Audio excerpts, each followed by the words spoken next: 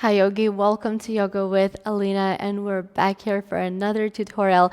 Today we're going to talk about upward facing dog and cobra. Two poses together, and I like to talk about them together because a lot of people don't really understand the difference. It's not just about the alignment, it's also about understanding the difference between these poses. And sometimes it takes knowing what not to do in a certain pose to know what to do in that pose. I hope it just made sense. And yes, I see a lot of students switching up dog to cobra and vice versa.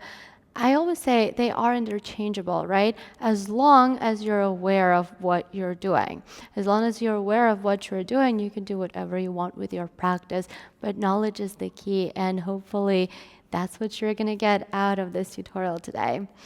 Let's go to the mat and get into it.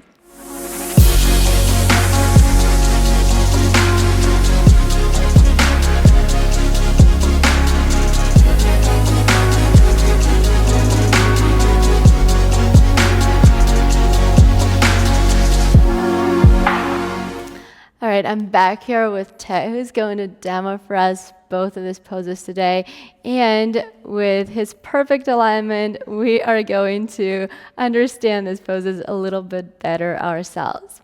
First, let's start with cobra. And before we start looking at cobra, I'm going to tell you right now, there are there are more variations of cobra than two, but there are two most common variations that are practiced within the physical yoga practice, which is a baby cobra and which is a full cobra, right? A little bit higher up. So let's look at them. And first, let's do a baby cobra, just like a tiny little baby cobra. Let's do that one. Good. So you're going to start lying on the floor. Just let's stop with all the planks. He's done a lot of planks today, just saying. Good. So before you start lifting your chest up, one thing I want to say is that this pose is about strengthening your back. So where you want to feel it, you want to feel the strength right here. You don't want to feel any back bend. It's not a back stretch. Please remember that. The back bend is a back strength. Back bend opens up the front body. You are getting a stretch. It's just on a different part of your body, right? It's all in the front. But you're also getting a lot of strength in the back. And this particular one is mostly in the upper back. Lower back is going to be supporting, but this is where the focus is. And again, before he gets right into it, the hands are underneath the shoulders, right? So his hands right now are underneath the shoulders. That means that the elbows are a little behind the wrist. We don't have that, what I always say, perfect alignment, perfect angles. Actually, it's like a 45-degree. We can still find angles in there. I can find angles anywhere. So this, right, you don't need that 90-degree angle with your elbows here. The hands are staying underneath your shoulders, and the feet, bring them closer together. Yep, I want them to be completely together, and I'll explain this one also in just a second. The tops of the feet are staying down, and as a matter of fact, the entire body from the feet right up to here, let's put it up to the elbows, is going to stay down for this pose. All right, let's lift up. Let's have some fun with that. Nice. There is absolutely no weight in his hands. Whatever he is doing is happening right here in these muscles, right? And to activate them a little bit more, I say this in all the back bends, send the chest forward more, right? Imagine you're pushing the chest forward. Imagine you're opening your heart. How much more can you do this? And notice as he's engaging these muscles, this part of the body stays completely down on the floor, right? His hips are staying down on the floor. Part of his belly is down on the floor as well because it's really not about the height. This one is about the length. Okay, lower down. For me, at some point, I really needed to strengthen my upper back, and I'm going to tell you the story very, very quickly. So what I was doing, I was holding this one for 3 minutes. So I know exactly how you feel. This one is crazy. It can get crazy. We're not going to get to that. Good. Okay, so now that you can see the baby cobra, let's see the big cobra in just a second. And the difference here is going to be that the pose is going to be a little bit higher, But here's what's not going to happen. His body, right, from here to the elbows is still going to stay down on the ground. So he's not lifting the hips, he's not lifting the legs, not the knees, none of that. Yes, he's going to push a little bit more through the arms to lift a little bit higher, but with that said, his chest is still going to go forward and he's still engaged in the upper back. All right, let's go into full cobra, or a little bit higher version of the cobra, I guess. Good. And as you can see, his arms are not straight, and that is okay. You don't have to straighten your arms for cobra. This is exactly why I want to see it. I want you to see it in terms of cobra versus downward facing dog, because the arms are not straight. There is strength in the arms. He's really engaging his muscles. By the way, good muscles. I love that. And he's sending the chest forward, right? Still squeezing the shoulder blades, still feeling that little pinch and opening the heart. All right, let it go. Lower all the way down. Good.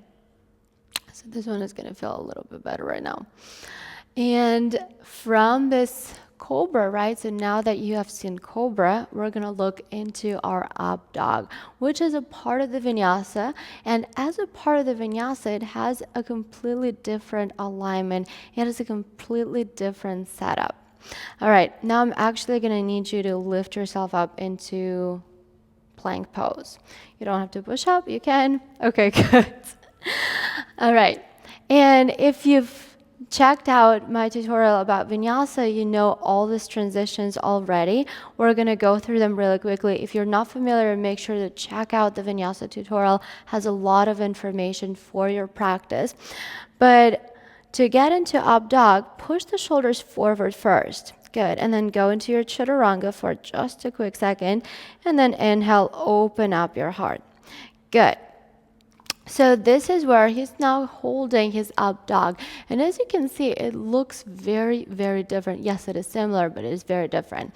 The similarity being his chest is still going forward, right? He's still squeezing that. He's opening the shoulders. He's pushing the shoulders down, making sure they're not close to the ears, because that's something I see a lot. Make sure you don't do that. But with that said, the arms are straight, right? He's pushing, he's opening up a little bit more. His arms are straight.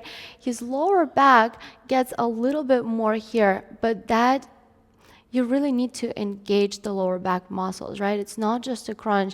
This can be very dangerous for the lower back, just saying. So if you have any issues, make sure that you're engaging your core in this pose. His hips are lifted off the ground. And remember, in our cobra pose, the hips were still down on the floor the entire time. The thighs are lifted. The knees are lifted because he's pressing into the tops of the feet so much.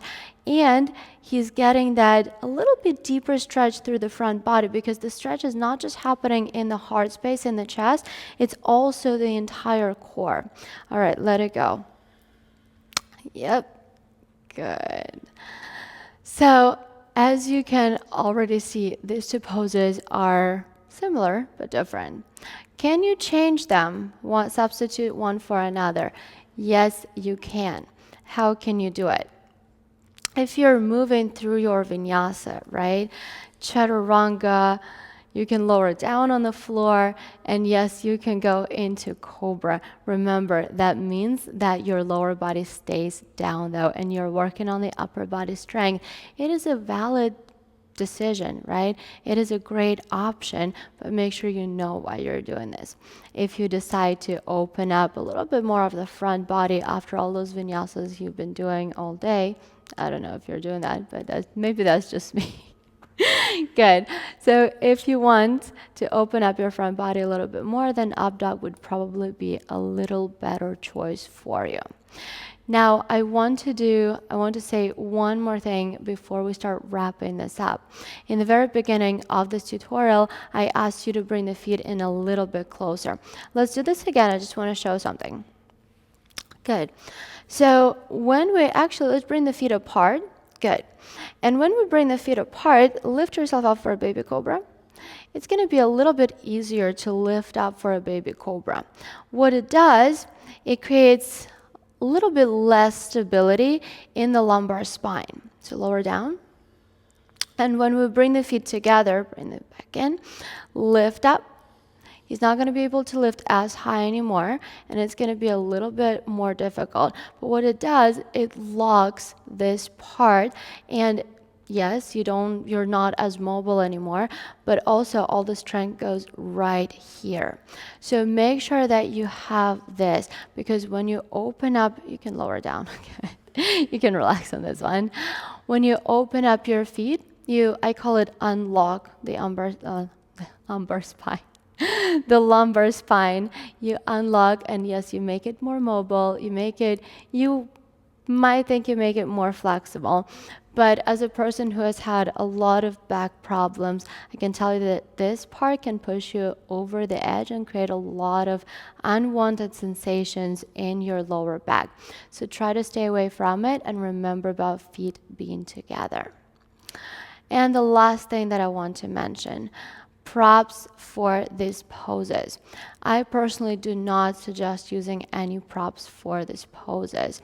You can if you're doing an up dog on your blocks, right? If, for example, it's a part of the transition, there's absolutely no problem with it. But in general, when you work on these poses, when you set them up, you don't really need any support of the blocks or the straps. Usually all the alignment and adjustment kind of hands-on with blocks, with straps, would come from your teacher. So unless you're practicing it directly with someone, do not worry about having props for this kind of pose. You can do it just with your body. All right, you can get out of it. We're almost done. Good. So thank you guys so much for staying with us for this tutorial. I hope you enjoyed it, and I hope you learned something new for yourself today, and you're finishing watching this with a little bit more knowledge about your body and your practice. From my heart to yours, namaste.